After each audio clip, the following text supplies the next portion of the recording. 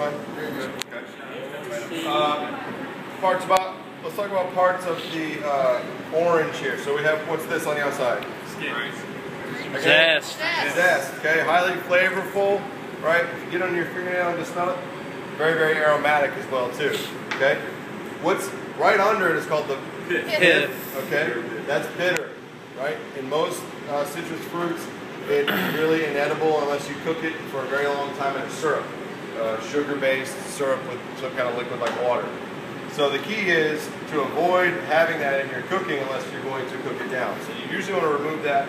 You often want to save the zest for applications like garnish, things that you can flavor. You mix the zest into a cake or some kind of cream, and you all of a sudden have a very flavorful orange. You can also take the the zest with your peeler off like this, okay? And you can take this and pack it in sugar, and you now have a flavored sugar. It's really good in coffee, and also good in other culinary applications. You can take that. Can I borrow somebody's chef knife too? I didn't think I was going to do this part. Might as well. Thank you. I'm using your stuff so that I can prove that we're able to do that.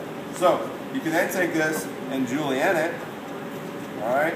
Now it's not highly palatable until you cut it and do something with it, because it's still pretty tough. Right. So if you candy it, or you chop it really, really small, or you put it on a box grater, or you use your little zester, typically you want it to go in some kind of liquid so that it softens a little bit. All right? So that's just on the outside of what we've got here.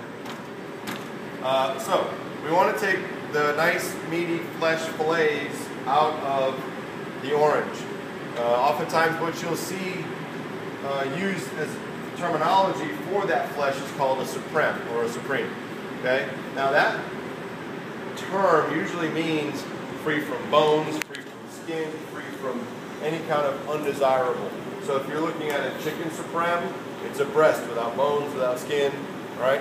So you'll see that apply in many applications. Just think of it as the white meat, the best part that you can get out of whatever it is. So for an orange, just like an onion, it's got a root and a shoot, but this is a fruit.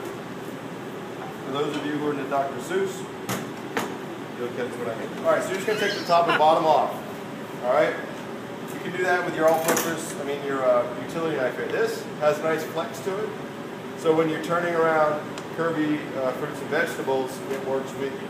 So what I'm going to do, same grip just like every other time, is I'm going to hold it just like this, and I'm going to see this section right here, and I'm going to try to go with it. The first cut's kind of tough because you don't know exactly how thick it is, but the second one you have a guide, you can see what you have. So there's my first cut. Now I want to work forward. I want to work on what I can see. So from here, it's a sawing motion, right? So now what I see is I want to be able to look at the back of my knife and see what I'm taking off, or see that I'm removing the pith. See that? Okay, you can go back and take these off and clean them up, but what you really want to do is watch what you're doing and see that you're separated. Try to curve and go all the way down and get the pith off. Everybody with me? Okay. Sawing motion, nice and round. I'm working around it. I'm not jabbing down and slicing. I'm actually sawing around the fruit. Most fruits you'll do this with. Pineapple, melon, all those types of things. Okay, now you go down to the bottom and you knock off anything that's extra. Now, don't be too excited if you have a little bit left, because we're going to take, go back if you like, but we're also, in this application, trying to go in and take the segments out. So what's coming out towards the pith on this rib here is not really going to get in your way. Now, if you're making marmalade, which is the reason I had to put this up, you can still use these, right? You can candy these, they get really, really soft, and they turn into nice mushy stuff, and it's very tasty. The recipe that I read, it didn't contain the peeling. Right. It said to throw right in. Absolutely. Yeah, if you're into canning, a lot of that stuff, it just takes more time. It just takes a longer time. So you can chop this up, you can grind it, but you can still use it. It's not waste if you have an application for it that you're patient for. Okay, so, can I have somebody's little mise en place bowl, please? A clean one?